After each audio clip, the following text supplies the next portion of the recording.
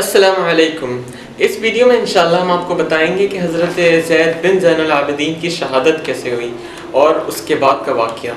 ये वाक़या है तो काफ़ी कसीर, लेकिन अगर इसे हम शॉर्ट में बयान करें तो कुछ ऐसा है कि सबसे पहले आपकी यौम शहादत पहली सफ़र को होती है, फ़र्स्ट सफ़र।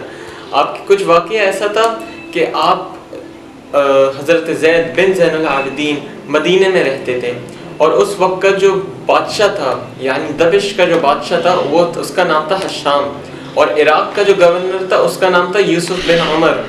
और उस यूसुफ बिन उमर ने एक शख्स को अपॉइंट किया हुआ था जो कि उस कूफे का एरिया को देखता था, उधर की सराउंडिंग। यूसुफ बिन उमर से पहले जो गवर्नर था वो माजूर था। वो माजूर गवर्नर हज़रत ज़ैद से जेलसी रखता था। उसने इल्ज़ाम लगाया हज़रत ज़ैद पे कि इन्होंने मुझसे कुछ कर्जा लिया था और वो लुटा नहीं रहे, तो आप मुझसे लुटवाएं, मतलब आप मुझसे उनसे वापस दिलवाएं। जब ये न्यूज़ मदीने के गवर्नर तक पहुंची तो मदीने के गवर्नर ने हज़रत ज़ैद से फरमाया कि मैं मजबूर हूँ, मैं तो जानता हूँ कि आप सच्चे हैं, लेकिन मैं मजबूर हूँ, आपको जाना होगा। जब आप हज़रत ज़ैद बिन ज़ैनुल आबिदीन कूफे पहुँचे तो वो जो यूसुफ था उसने कहा आपको दमिश्क जाना होगा। जब आप दमिश्क गए तो उधर आपसे सवाल जवाब किए गए और आप सच्चे निकले कि आपने कोई ऐसे पैसे नहीं लिए थे।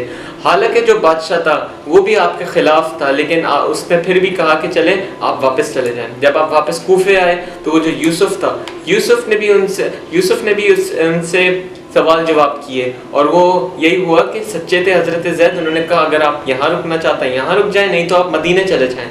वो दोनों उनसे, यूसुफ भी और जो उधर का बादशाह था वो भी उनसे इख्तलाफात रखते थे, लेकिन फिर भी उन्होंने कहा अगर आप यहाँ रहना चाहें यहाँ रह लें और मदीने में अगर आप वापस चले जाएं तो मदीने में। तो हज़रत ज़ैद बिन ज़ैनुल आबिदीन कूफे में ही रहे और उनके पास जब वो उधर रहना शुरू हुए तो लोग अट्रैक्ट होना शुरू हो गए, क्योंकि उनकी नॉलेज की वजह से, उनके इल्म की वजह से वो अहले बैत से थे।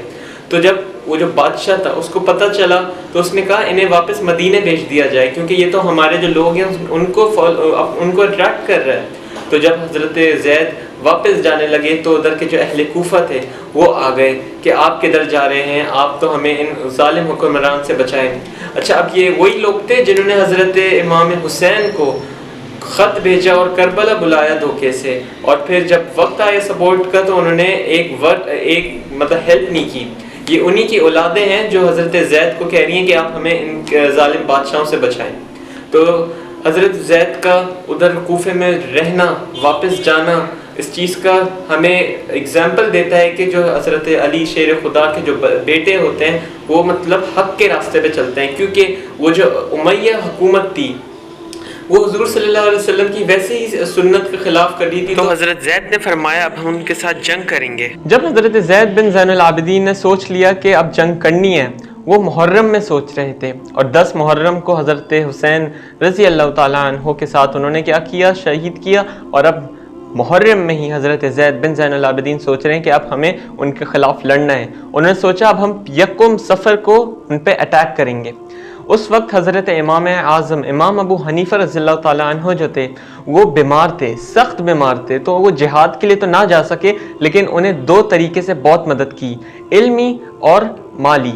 इल्मी ऐसे क्योंकि उनके जो फतवे थे वो पूरे कूफा में फॉलो करा करते थे लोग। तो उन्होंने फतवा दिया कि जिस तरह हुजूर नबी करीम सल्लल्लाहु अलैहि वसल्लम बदर में कुरैश के ख़िलाफ़ खड़े हुए, उसी तरह हज़रत ज़ैद बिन ज़ैनुल आबिदीन उमैया हुकूमत के ख़िलाफ़ खड़े हो रहे हैं, तो आप इनका साथ दें। ये भी अल्लाह के भरोसे हैं, हुजूर सल्लल्लाहु अलैहि वसल्लम भी अल्लाह के भरोसे थे। और माली तौर पर ऐसे किया कि उनको क्योंकि एक्सेसरीज़ के सामान चाहिए था जंग का, तो कई रकम दी, तकरीबन 10,000 दरम उस ज़माने में कई दफ़ा दिए, तो उनके पास अच्छा सामान भी आ गया।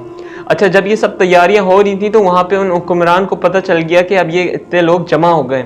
उन्होंने क्या किया, जितने कूफे वाले थे उन सबको एक मस्जिद में इकट्ठा किया और लॉक कर दिया और बाहर से लोग खड़े कर दिए कि अब अंदर वाले बाहर नहीं जा सकते। और उस लोगों में, उस मस्जिद में वो भी थे जो हज़रत इमाम ज़ैद की बैत कर चुके थे। और जो हुक्मरान थे उन्होंने हज़रत ज़ैद के ख़िलाफ़ ब्रेन वॉश करके और उन्हें धमका कर हज़रत ज़ैद के ख़िलाफ़ कर दिया। अब क्योंकि 40,000 लोग थे पहले, जब उस वक्त जब मस्जिद में लॉक कर दिया उन लोगों को, तो इमाम ज़ैद बिन ज़ैनुल आबिदीन निकले वो लोगों को इकट्ठा करने के लिए, तो सिर्फ 218 लोग आए। उनमें भी कुछ ऐसे थे जो हज़रत अबू बकर और हज़रत उमर से इख्तलाफात रखते थे। उन्होंने पूछा हज़रत ज़ैद बिन ज़ैनुल आबिदीन से कि आप क्या सोचते हैं हज़रत अबू बकर और हज़रत उमर रज़ी अल्लाह ताला अन्हु के बारे में। तो उन्होंने यही जवाब दिया कि जो मैं अपने घर में सुनता हुआ आ रहा हूँ, जो मेरी फैमिली कहा करती थी कि वो बड़े ही सकी थे, वो कुरान और सुन्नत को फॉलो करते थे और नबी करीम सल्लल्लाहु अलैहि वसल्लम के बहुत अच्छे आशिक थे, तो मैं तो उनके ख़िलाफ़ कुछ बुरा नहीं सोचता। जब ये उन्होंने कहा फरमाया तो उधर जो और उनके साथ थे वो सारे छोड़ गए, जितने भी उनके थे वो सारे छोड़ गए, सिर्फ चंद लोग रह गए। वो चंद लोगों ने भी लेकिन उन जो दुश्मन थे, वो जो उमैया हुक्मरान थे या अहले कूफा थे, उससे बहुत अच्छे और बहादुरी से लड़े। और लेकिन क्योंकि वो बहुत कम थे और वो बहुत ज़्यादा थे, वो जो दूसरे हुक्मरान थे, तो उन्होंने क्या किया कि चारों तरफ से घेर लिया और तीर बरसाना शुरू किए। जब तीर बरसाया तो वो एक तीर आके हज़रत ज़ैद बिन ज़ैनुल आबिदीन के सर और आँख के बीच में लगा और वो जब निकाला गया किसी तरह तो वो उधर ही हज़रत ज़ैद बिन ज़ैनुल आबिदीन शहीद हो गए।